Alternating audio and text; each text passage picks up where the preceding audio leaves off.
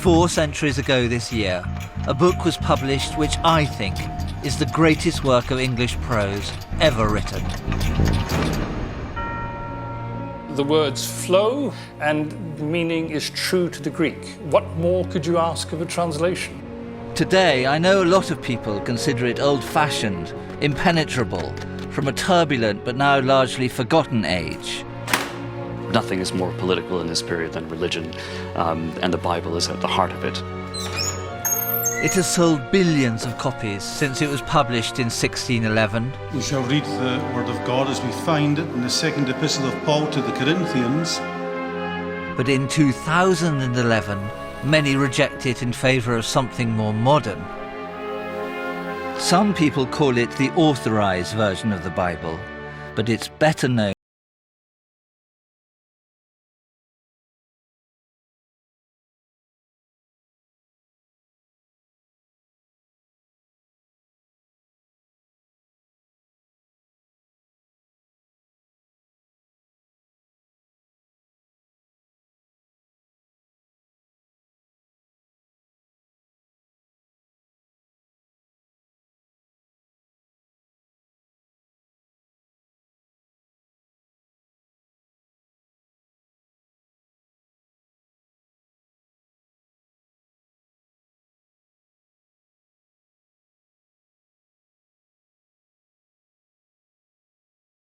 Did they make it happen? In this programme, I look back to a world of religious pomp.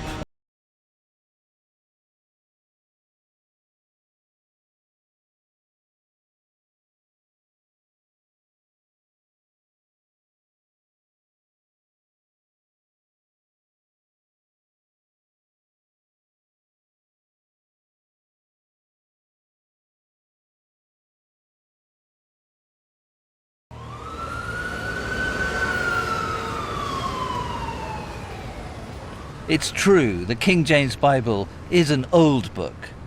At 400 years old, it's from a very different era. So how can it still be the best translation around? To my mind, its beauty and strength come precisely from the extraordinary moment in which it was made. In 1603, James, King of Scotland, succeeded to the throne of England as James I.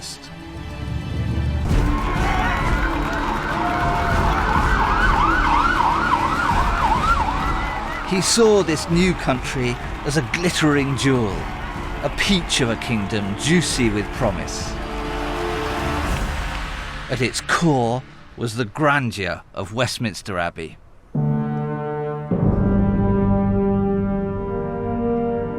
Here you sense the royalness of God and the godliness of kings. James was not just King of England. He was also head of the Church of England. He once said he had about him sparkles of the divinity, as if the clothes he was wearing were sequined with godliness. This is the heart of the Abbey, packed with English kings, and there is no doubt here that God and the crown are intimately bound together. This would have been James's dream. He saw himself as the summit of a great religious pyramid. The bishops were below him and then the priests. Together, they upheld his authority in churches up and down the country. But all was not well in this royal paradise. Not everyone shared James's glorious vision of church and state. For some, it was a living hell.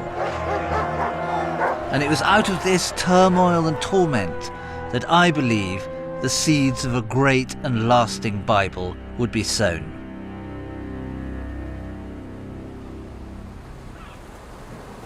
You can still feel some of that tension on the bleak, muddy banks of the Humber estuary. It was here in the 17th century that a radical sect attempted to flee England on board a coal ship to Holland. They were opposed to the established church, and so had set up separate, independent congregations. But according to historian Nick Bunker, it was a move that could be seen as a rejection of royal government itself. The authorities were making it quite clear to them that if they continued to function as they were with their own independent congregations, then they could expect possibly prison sentences or even worse. So they really had no alternative but to find a place of refuge somewhere else. Around 80 women and children were on board a local barge, waiting to go out to the Dutch ship that would take them to Holland. Now the problem was the tides are treacherous, the wind can change, and the mudflats go out about half a mile out into the estuary as we are now. And what happened was that the barge got stuck in the mud, and so the women and children on board were forced to stay there overnight. At the same time, there were a group of men who had gathered on the seashore. Now the following day, the Dutch craft sent a small boat down to the beach where we are now. The men were able to get onto the Dutch ship, but the women and children in the barge were stuck in the mud and they were arrested.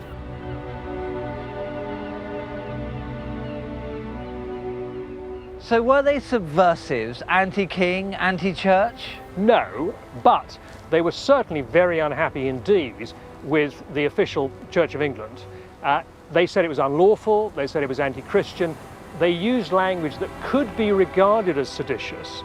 And by sedition I mean it could be regarded as directly challenging the authority of the crown, which of course was a capital crime.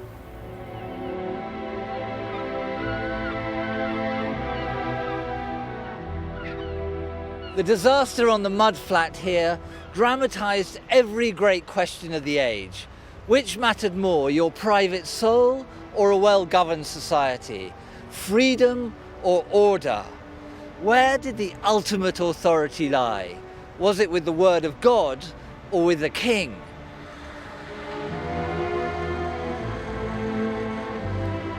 This was a religious age, deeply divided about the path to salvation.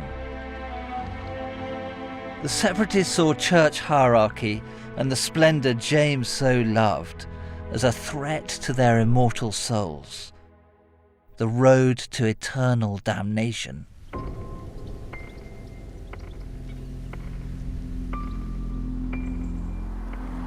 They were not alone.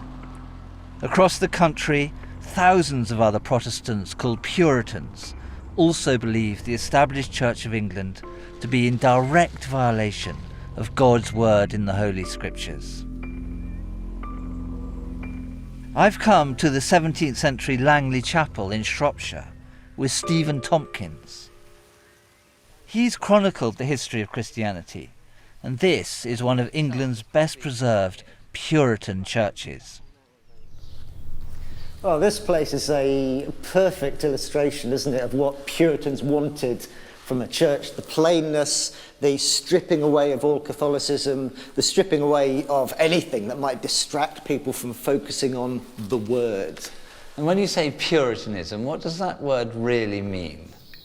Puritans were simply people who were not satisfied with how far the Reformation had yet come in England. Yes, they had got rid of the vast majority of what they thought of as Catholicism, but there were these still last niggling remnants. So, for example, the priests were still supposed to wear some of the traditional robes for church.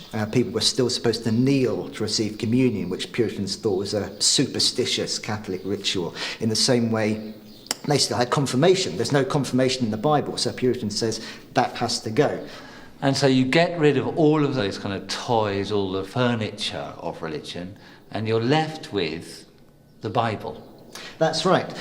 There are no ornaments to distract, no stained glass to look at. You could hardly call this an altar there, it's just more like a family table. All the focus is on the word being read from the Bible and then expounded by the preacher. And you have to sit on these extraordinarily uncomfortable pews with hardly any room to get your bum on it. Yeah, there's no concession made at all, is there? You're expecting your congregation to have endurance.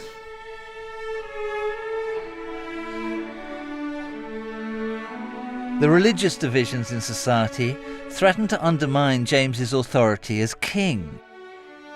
He desperately needed to find a way to bind the two sides together. At the request of the Puritans, he agreed to a conference where all the outstanding issues could be discussed. Better to keep the moderate Puritans on side than leave them to stir up dissent out of view. This is where the idea of the King James Bible would be born.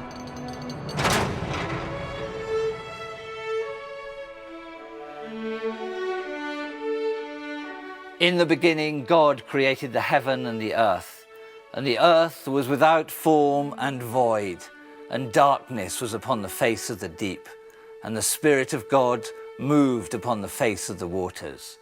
That's the incredible music of the King James Version, but try this written in 2003.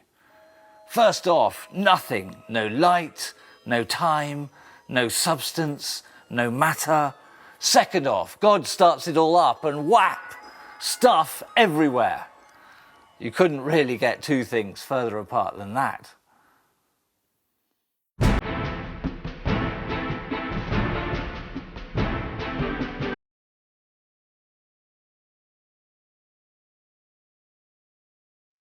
Less than a year after his coronation, James summoned the rival factions to a conference at the extravagantly impressive Hampton Court Palace outside London. The moderate Puritan delegates and the bishops knew each other well. This was a meeting of rivals, not enemies. Still, each side must have hoped for concessions from the king. How would he play it? I got a taste of James's tactics from the chief curator at Hampton Court, Lucy Worsley. So this is the setup, or something like it, for the great conference in early 1604. Yeah, we've got the red velvet chair for King James. We've got benches for the bishops. And this lowly, humble form here is for the poor, poor Puritans. But the focus of it all is the throne. Yeah, so show a little respect, please. I know that I have to approach him on my knees. Bishops, Puritans, everyone on their knees with hands clasped, total submission to royal authority and not looking him in the face. Mm-hmm, very important. Withdraw in reverse, don't I? Still not looking him in the eye, like that. Quite right. And never turn your back on the king, and never cross your arms in his presence. God forbid. Now, he has gathered around him a lot of the bishops and deacons of the church. He has a pre-meeting with just the bishops, and the bishops at first think, whoa, this is great. He's saying that he likes the Church of England. It's a good thing. And then, towards the end of his speech, he says, but you know, if a man has the pox for 40 years, he still needs to be cured. And the bishops go, ooh, is he saying that we've got the pox in our church? Well, actually, he is. He's questioning them and challenging them. On the second day, he gets rid of all but two of the bishops and has the 4 Puritans in to sit on this sad little bench there. They are described as being like plaintiffs, as if they've done something wrong. And the king, he gave them a really hard time. He fired questions off at them like a machine gun, and he didn't like the answers either. So James is being rude to both sides of the church and making both sides feel uncomfortable. Yes, definitely. He's a clever man. He's dividing and ruling. He's stirring things up. And if he doesn't like what somebody says, he'll just toss off some really crude insult. He'll say, I give a turd for your argument.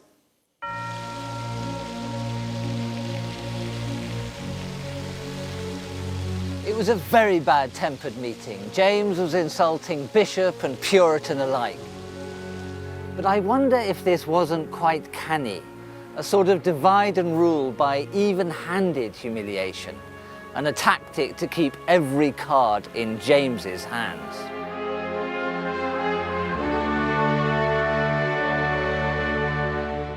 James was a seasoned operator. He knew that the only real solution was some kind of compromise. He wasn't going to countenance anything that threatened the backing of the bishops. But he couldn't quite afford to shut out the Puritans either. His intuitive political skills are revealed in the official record of the conference. A 17th century copy is held at Trinity College in Cambridge. I looked at it with one of Hampton Court's curators, Brett Dolman.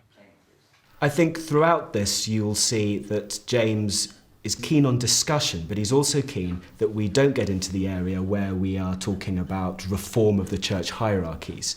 He very much sees the bishops, who extreme Puritans want to get rid of, as being part of the cement for his own royal authority, his supremacy over the church.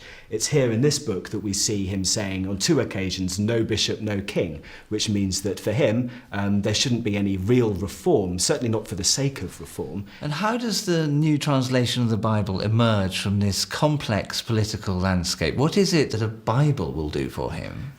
Well, quite late on in the second day, one of the Puritans suggests that there might be a new translation of the Bible, because those which were allowed in the reigns of Henry VIII and Edward VI, he says, were corrupt and not answerable to the truth of the original. James leaps on this idea, and that's the genesis of the authorised version, right there in this account of the Hampton Court Conference. So all that's needed is a king's Bible for a king's church. Yes, James understands that a new authorised version of the Bible will add to his own supremacy and back up his view of what the Church of England should be. James wanted England to be a peaceful and balanced society and saw a new translation of the Bible as a key ingredient of that. But there was already a string of English Bibles, so why wouldn't any of them be good enough for the king?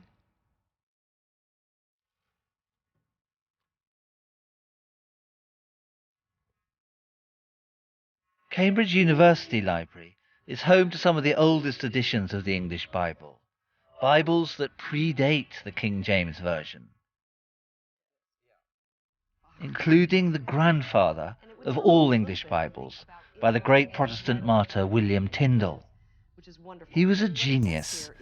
We owe many of the all-time great phrases in English to his translation. Eat, drink and be merry, rise and shine, salt of the earth, bald as a coot. What it says here is... But as Laurianne Ferrell, a specialist on the translations, explained, James had problems with the seditious tone of many of Tyndale's words. This is about... Well, we can look here. I think theologically we can see a swipe at the church, a rather large swipe and very important swipe at the church, in Matthew 16:18, where Jesus is said to have said, "You are Peter, and on this rock I will build my church." That is a very famous line, always used to actually uphold the power of the papacy. Here, Tyndale has translated this, that thou art Peter, and upon this rock I will build my congregation. Which sounds almost absurd. You can't really build a congregation, can you? I mean, that is so propagandist. What it could be saying simply is, the Pope, he does not make the church, nor do the priests. It's the congregation. But you can assume that James, reading that, would throw up his hands. Well, he famously said, no bishop, no king. I think he likes, all kings like the structure of the institutional church. And then if you read through it... Any assault on church structure, and as head of that church, on the king's authority, was clearly unacceptable. There was an alternative Bible James could have considered. Now here we have the 1560s Geneva Bible. It had been translated by English Protestant refugees in Geneva, one of the centres of the Reformation. Look how worn out it is. Look at it's already... But the problem was that this Bible contained equally treasonable annotations. What he probably doesn't like is the characterization, especially in the Old Testament, of kings as tyrants. For example, the story of Herod. One of the notes to this is Matthew 2:20 says, God hath infinite means to preserve them from the rage of tyrants. Not the rage of Herod, the rage of tyrants. And James would have felt that he was lumped together in that, would he? There's a king club, I think, or there's a way of thinking about yourself as a king that transcends being lumped with bad kings. James wasn't the first monarch to balk at this sort of language. 35 years earlier, Elizabeth I ordered a translation designed to buttress the crown. This is the Elizabethan Bishop's Bible. My God. It weighs as much as a bishop. It's the size of an Elizabethan bishop. Tell me about that. Well, to begin with, it weighs more than I do. And look what we have here. A spectacularly young Elizabeth. This is state proclamation and the word of God completely fused. What's wrong with the Bishop's Bible? Well, it's just bad. Even churches didn't purchase it. There's a lot of bad translating. There's some real clunkers in here. Here's an example. It's Ecclesiastes 11:1. Why don't you read it? This is actually a very famous biblical verse, but it sounds completely incomprehensible in this version. Lay thy bread upon wet faces, and so shalt thou find it after many days. I think it does try to translate, cast thy bread upon the waters, which is meant to mean give to the poor, because it will return to you in some good form later. Right, unfortunately on their face. It seems to me that there's an issue here with the translation of the notion of surfaces, but lay thy bread upon wet faces does not sing. It does, and it's not memorable. It is for the wrong reason. The Bishop's Bible had one thing going for it. Its politics were closest to James's. Trouble is, no one was reading it.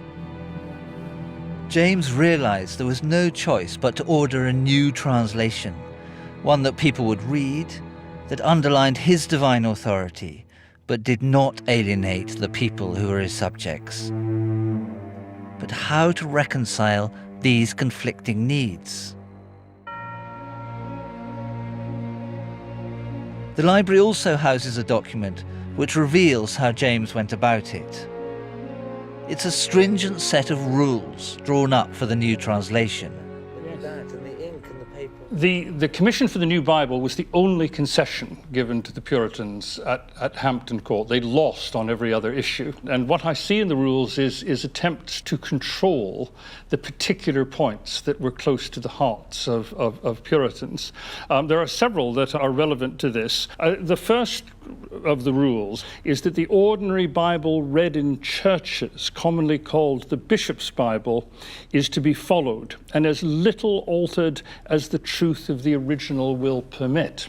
No marginal notes at all to be affixed, but only for the explanation of Hebrew or Greek words. And the old ecclesiastical words to be kept. And the examples that are given are church instead of congregation. Another that is used is baptize instead of wash. So there's a conscious choice there. And what is that choice, though? What does it represent? Well, the Greek baptizo simply means to plunge something into water. So wash would be one way of rendering that, whereas baptize has a kind of liturgical association, and the Puritans didn't like that. And the same is true, the word behind church, ecclesia, it simply means a gathering of like-minded people. So they wanted that translated congregation because the word church was so tied up with the existing establishment with bishops and all that they wanted nothing to do with it. So Bishop's Bible, no Puritan words, no Puritan marginal notes. Do you think the Puritans were sold a dummy here? In a sense they were, in that they were brought in believing that this was their great chance. And in the end, well, not in the end, in the beginning, the rules effectively strangled their ambitions. These early decisions about translating individual words would dictate the future beliefs of the Church of England. It would remain ceremonial, sacramental, hierarchical, very different from the Puritan model. So why did the Puritans not simply walk away? Well, don't forget, the new translation was still their idea. And they did leave their mark, as we shall see. But what's fascinating is the idea of a set of rules for what is meant to be, after all, God's own words. There's no hint in these rules of any divine inspiration or any thought of God coming down and somehow telling the translators what to do, nor even any suggestion of prayerfulness, of people needing to be in the right frame of mind. These are the exact instructions of royal officials to be followed to the letter.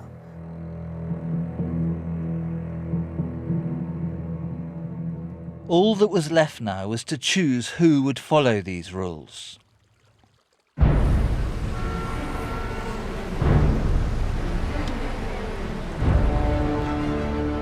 Surprisingly, James's plan was to appoint not one translator, but an entire army of them, a committee no less, of more than 50 translators. Pint of Dunbar, please. Today, the idea that a committee is the best way to produce a masterpiece sounds more like a recipe for disaster. In 1999, I was given the job of writing the history of the Millennium Dome. It was meant to be the great single expression of British national consciousness. It turned out to be a second-rate mixture of funfair, trade show, and propaganda for the already rather tarnished idea of cool Britannia. It was one of the worst years of my life, full of competing egos and manoeuvring politicians, and every one of them trying to get what they wanted out of the Dome. And that was not entirely unlike James's great project for a new Bible. He too wanted it to be a grand political statement and a centerpiece of national life, and all driven along by some powerful and passionate people. Of course, the new Bible was to be about God rather than about the world. But how did the King James Bible avoid the same fate? How did it steer clear of the muddle, the mediocrity and speciousness of the Dome? How did the Jacobeans get it so right?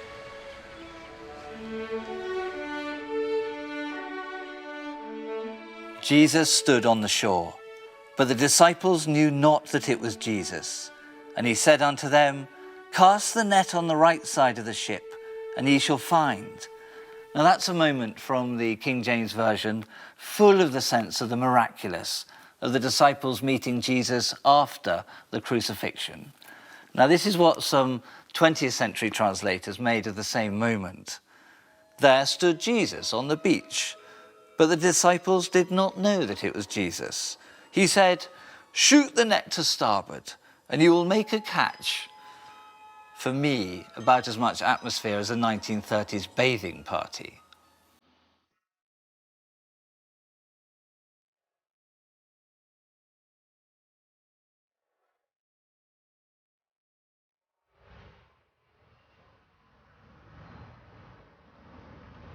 There's no getting away from the levels of bureaucracy involved in the translation process. Around 50 translators were to be appointed to work in 6 separate subcommittees, or companies as they were called. If the word company conjures up ideas of shareholders, targets, reporting systems, that's entirely right. In James's time, the model would have been the joint stock trading companies, the Levant or East India Company, set up to share risk and establish broad-based businesses in the new foreign markets. That pooling of many resources in pursuit of a single enterprise was exactly what James had in mind. But when did a committee ever produce a good idea, let alone a masterpiece? Okay, I think we're ready to get started this afternoon.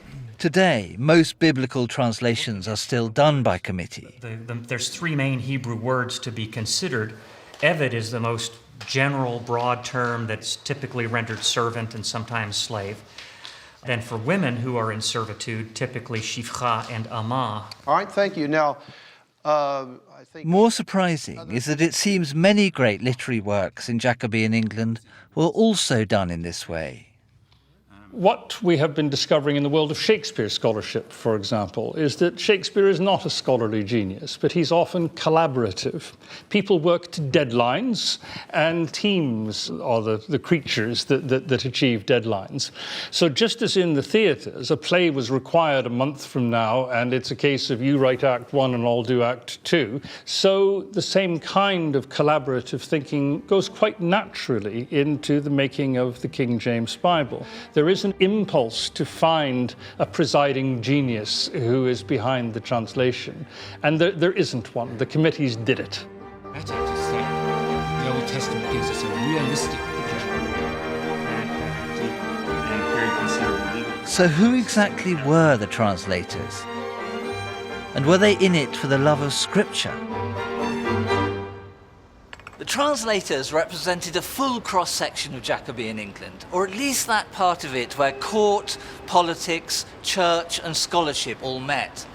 But they were a pretty motley crew. Chief among the translators was a bishop and establishment man, Lancelot Andrewes. He was a brilliant linguist, remembered also for his ruthless pursuit of Puritan radicals. Oh yes, and he blew £3,000 on an extravagant party for his benefactor, the king.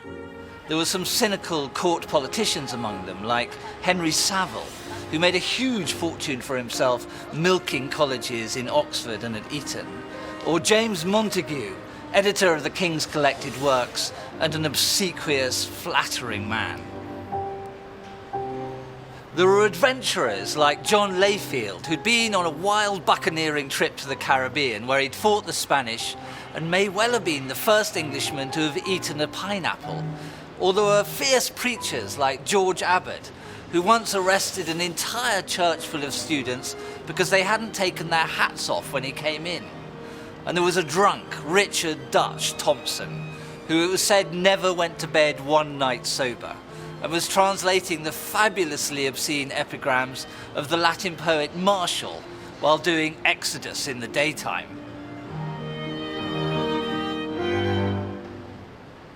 For me, one of the reasons the King James Bible is so great is that its translators were not genial cloistered clergymen in their grey V-necks. They were fully engaged with the whole width and depth of their world. And perhaps that is why the King James Bible is so good, because its translators were not.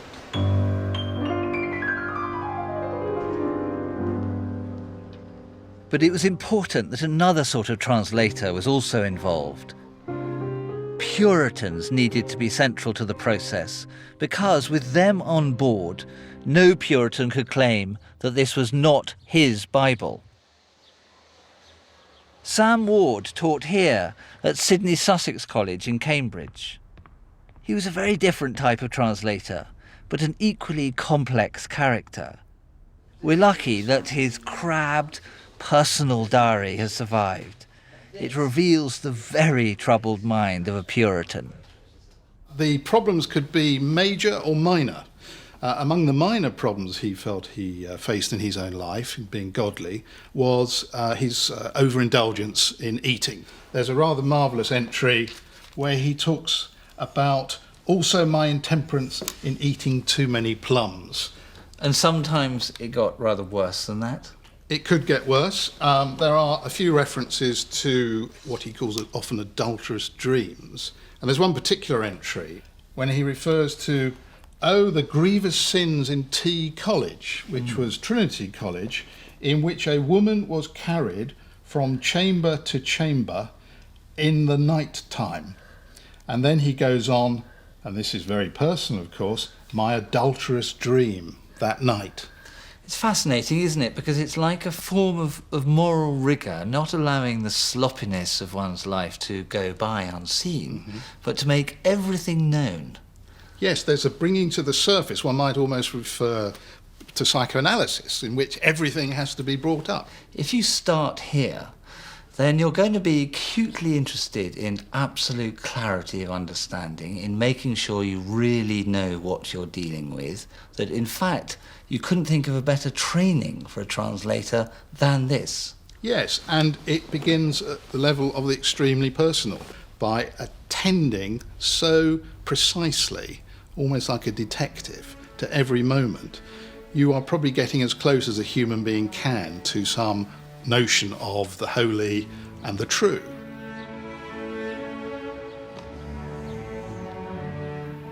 For me, the essence of the King James Bible lies precisely in the coming together of these two mentalities.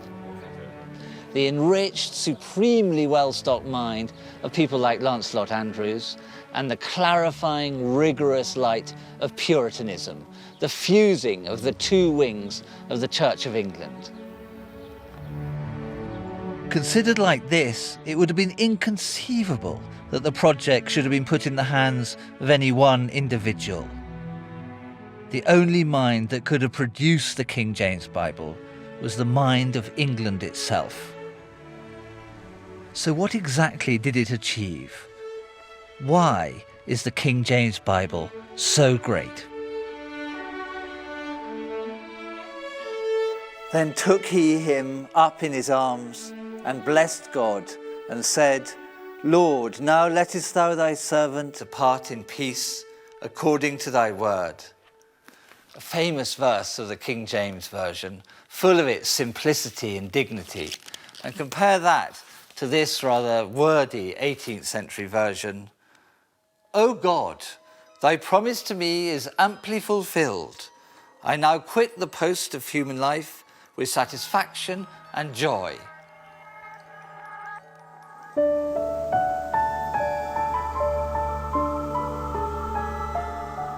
There are many reasons why the King James translation is so good, but I believe one of them is undoubtedly James himself. The traditional view of James is of a lustful, extravagant, weak Scotsman, addicted to the divine and absolute right of kings. But he had great virtues too, particularly in his early years on the English throne.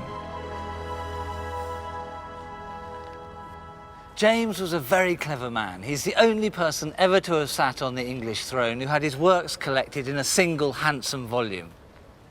And that's him up there giving them to the University of Oxford. Intellectual, highly articulate, obsessed with language. This rare coming together of wordiness and monarchy created the perfect conditions for a great and kingly translation of the Bible. There's no doubt this Bible was a political project, but it was much more than that. James encouraged rigorous scholarship.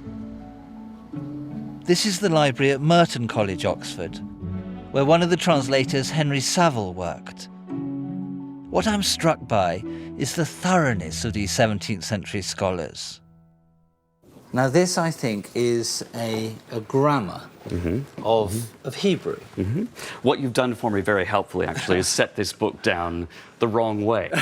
Even in the period, it was called a left-hand book because you need to turn it that way and work for us, as it were, from back to front and from right to left when reading what is in this case a grammar of the Syriac or Chaldean Semitic language. And it's a grammar that would simply help scholars like Saville and the other translators understand those early Hebrew witnesses. How good were they at it? I mean, how good was Saville's scholarship, say? Can one see anything? This, in fact, if I could show you, is a very good example of some of the best evidence we have that Saville actually knew what he was reading, because you can see him making Hebrew or Chaldee, to be strict about it, annotations in the margin. So that really does show us that many of these men were, for the standards of their day, very much up to speed with Oriental languages, as they called them.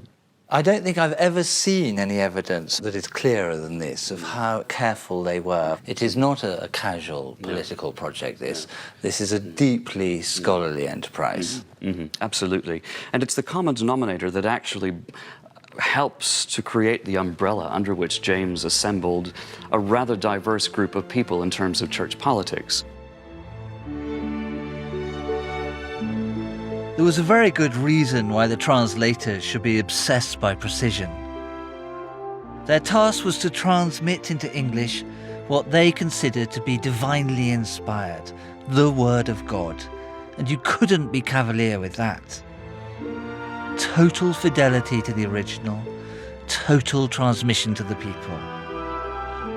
That was the mountain they were faced with. Nearly all the documents recording their discussions have disappeared, but in the 20th century, a special copy of the Bishop's Bible, the principal text used by the translators, was found in the Bodleian Library in Oxford, where it had been lurking, unnoticed, for centuries. It contained notes made as they worked on improving the meaning of specific passages. I looked at a famous verse from the book of Luke, which tells the story of Elizabeth, the mother of John the Baptist. The original text, the printed text, says Elizabeth's time came that she should be delivered, and she brought forth a son. And what do they do to it? How do they enrich that? Well, whereas Elizabeth's is the first word in the Bishop's Bible, the word now is placed in the margin. So it becomes now Elizabeth's time came. And where does now come from? Well, it's one of those words that exists in Greek that means that the action is moving on. Normally, it's not translated because English isn't a language in which you have to keep saying and next and next and after that. But by saying now, we do get this sort of sudden surge of vitality. Absolutely, and that meaning is rooted in the Greek text. It's both more faithful and it gives the sense of drama that you articulate in the way you read the phrase. So now we have time came crossed out, and he's replaced it, well, with two things there. Yes, now the first time it's replaced with was fulfilled. And what was wrong with that? Well, nothing was wrong with it. Much is right with it, in that the Greek word pletho, as in plethora, means filled. So it's an improvement on the original text in terms of faithfulness to the Greek. But they've rejected was fulfilled and replaced it with full time came. It's a wonderful phrase. And that notion of full time is a phrase invented by these translators and is actually a literal translation because the Greek says full time. But it's also a very brilliant metaphorical thing, that it's the time of her fullness, her pregnancy, and the time of her fulfillment as the mother of John the Baptist. There is a kind of multiplicity packed in there, but without any strain. There's no straining of the language. Absolutely. So the words flow, which is what you need when you're reading it aloud, and the density of meaning is true to the Greek. What more could you ask of a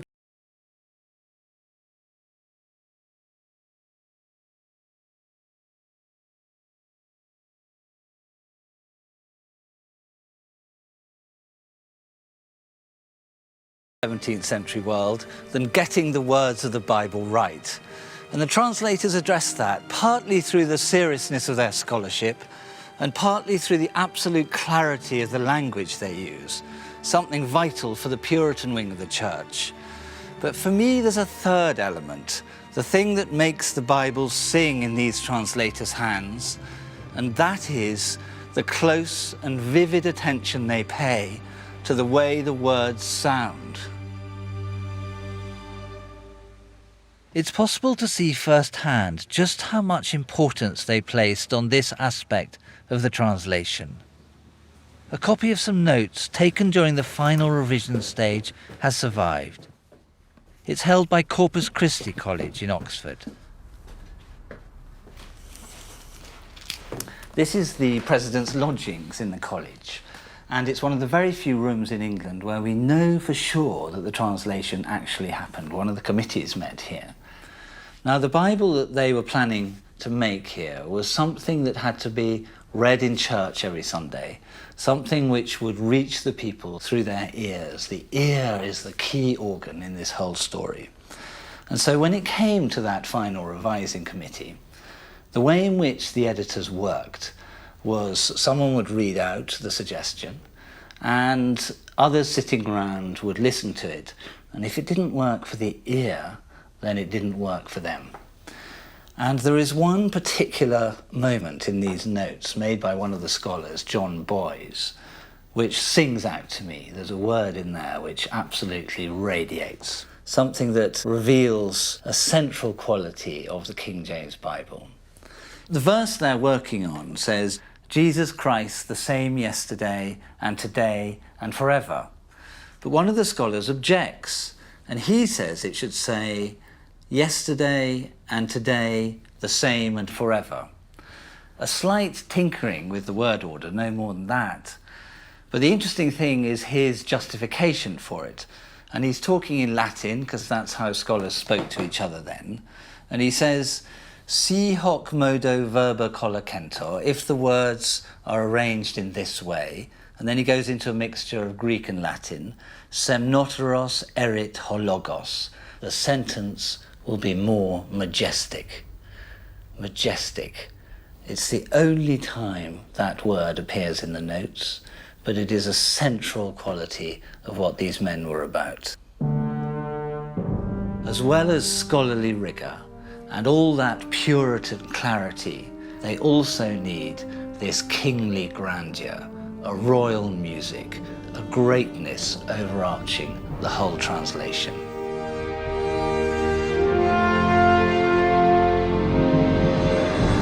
For me, this sense of majesty is one of the reasons for the lasting appeal of the King James Bible.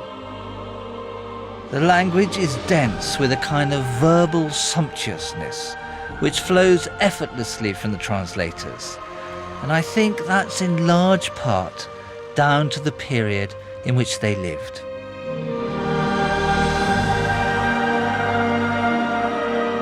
This is Hatfield House in Hertfordshire. It was completed in the same year the Bible was published, 1611, for James's Secretary of State, Robert Cecil. Its furnishings are rich and lavish, just like the King James Bible. But they're illuminated by the pure, clear light of the windows, a fusion of old and new, which is typical of the age. The Great Hall is a very, very ancient type of interior. In the early 17th century, it's more than 1,000 years old in grand English domestic buildings. But it's covered with this thick cosmetic cream of highly fashionable ornament. So you have here these two elements of the Jacobin world, the antique and the antic, as classical, juxtaposed to each other. So what is it? If you look at one of these screens, what do you get? I mean, when I look at it, I get huge substance, sort of fatness, a great dense bit of stuff. Yes, exactly. It's covered in ornament. It's a huge piece of furniture rising up, nearly 40 feet in the air, and covered in fine decorative ornament. Well, it's not exactly fine. It looks absolutely chunky to me. It's not, it's not 18th century Chippendale delicacy, is it? It's socking great bearded hermaphrodites. Yeah, well, it's a very medieval kind of classicism in the sense that it's taking classical forms and ornamenting them as fantasy. This is delighting, basically, in the opulence of the possibilities of ornament, covering every surface in carving, making everything as fussy as possible. But are they kind of engaging with all this medievalism because they think that somehow value is in the old? They do see value in the old. It's a very interesting question that we see value in novelty and we pursue it. They love novelty too, but they saw novelty as being tempered by the past, and they often reinvented the past and created novelty through that reinvention. The language of Hatfield is the language of the King James Bible. And nowhere is that sensibility better displayed than in the first edition of the finished work. It's incredibly exciting for me to see this. I've never seen it before. It's an amazingly rich thing. I don't think I've ever seen such a rich 17th century binding as this. Covered all over in this gold filigree with Cecil's arms there. No title on the spine at all, just more of that decoration. This is the book. And its sheer size and ornament shows that this is a really important object. Well, even in the way it's produced, you can see this love of antiquity. This Gothic typeface is saying, I am rooting myself in the authority of the past. It's a little bit like the Great Hall, isn't it? So you have the Great Hall as this antique element, the essential element of a great house being reproduced, but covered in other decoration and made to look up to date in other ways. Now, if we turn to particular passages, I think you can see how some of these qualities come through in the way they translated the text itself. Now, this is a famous verse. When Tyndale translated that passage, he wrote, "Now we see in a glass, even in a dark speaking. but then shall we see face to face. Well, it's very difficult to know what that means, but when the King James people took it up, then they wrote, "For now we see through a glass darkly, but then face to face." Much simpler, much grander, much more godly, in fact. It's beautifully clear language, isn't it? It's clear, but it also has this slow, majestic music running through it. And I think something of the things that we see in this house, a kind of displayed grandeur, an absolutely overt, majestic quality to the spaces, that's in that language too. This is a very nice idea that somehow the house expresses the same ideals, celebrating its royalty, regality, power, and also at the heart of it, the link of the church and state, the godliness that this Bible expresses.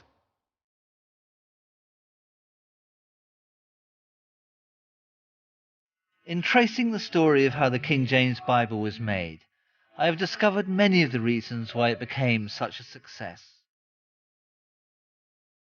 The precision and rigour of its scholarship, the richness and depth of meaning in its words, the sheer music it brings to the listener's ear. But these achievements alone do not explain why, for over 4 centuries, English speakers have continued to choose this translation above all others. What is it about this version that has such a long-lasting appeal?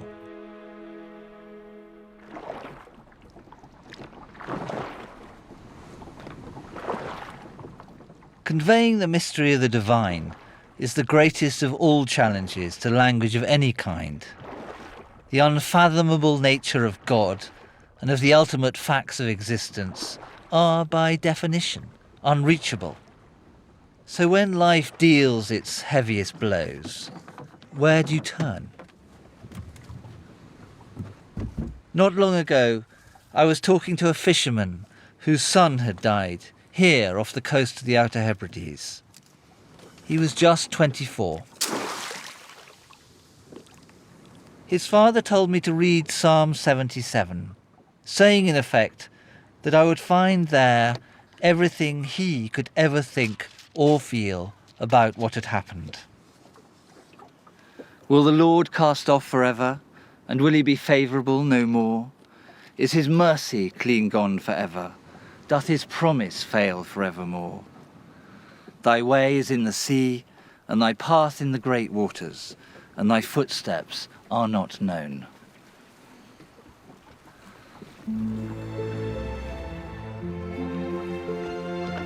These words aren't about consolation or the muffling of experience by religion.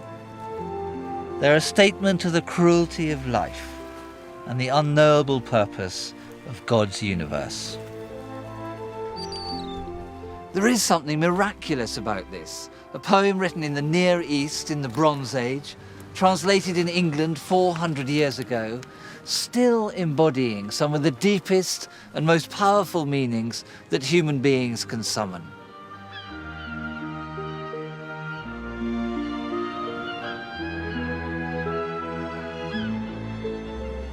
But did the 17th century world recognize this as a masterpiece?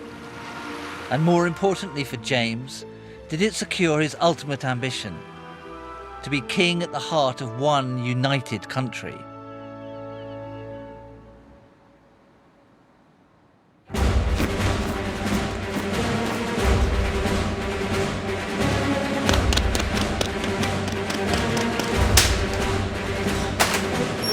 There must have been high hopes for the King James Bible when it was finally published in 1611. But it turned out to be a spectacular failure. The actual printing of the Bible was something of a disaster. Numerous inaccuracies crept into the text at this stage. This is a page from an edition published in 1631, which was called the Wicked Bible, because the printer left out rather a crucial word from the 7th commandment, and it now reads, "Thou shalt commit adultery."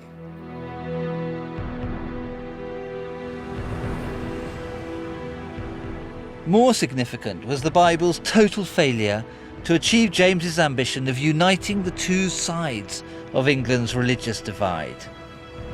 30 years after it was published, the country descended into outright civil war. Puritan and parliamentarian against bishop and king. James's son, Charles I, was beheaded. England became a republic with no place for a royal Bible. It was left gathering dust. So the question is, why did its fortunes change? Today, in most Anglican churches, such as St Margaret's, the parish church of the Houses of Parliament, you will find the King James Bible. At the end of the Civil War, and with the restoration of the monarchy, everything changed. The King James Bible became revered as something from before that age of violence and trauma.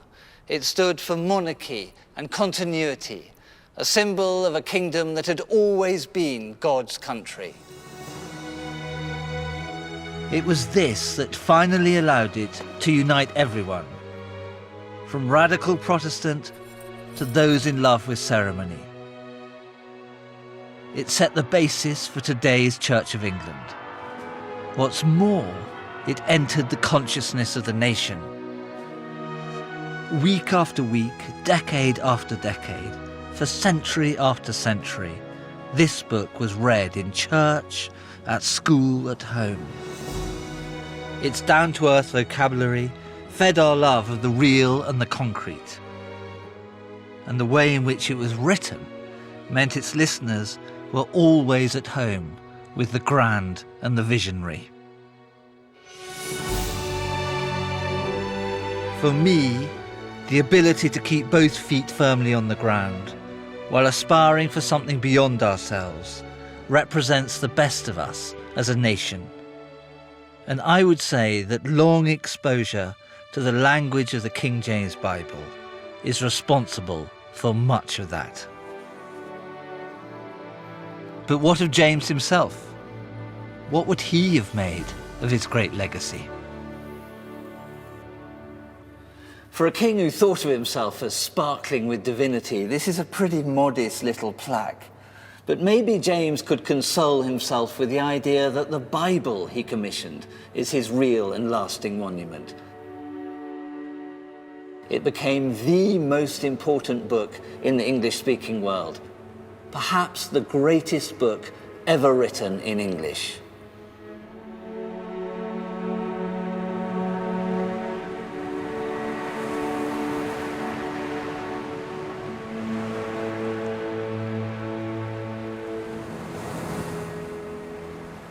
I'm no churchgoer, but I'm not an atheist either. I'm drawn just as much to all the richness of ceremony as to the holiness of the plain and simple. But with this Bible, there's no need to choose between them. Both are absorbed in it, and that is why its words are still alive, why they're still a vehicle for meaning when little else can be. And for me, that is the miracle of the King James Bible.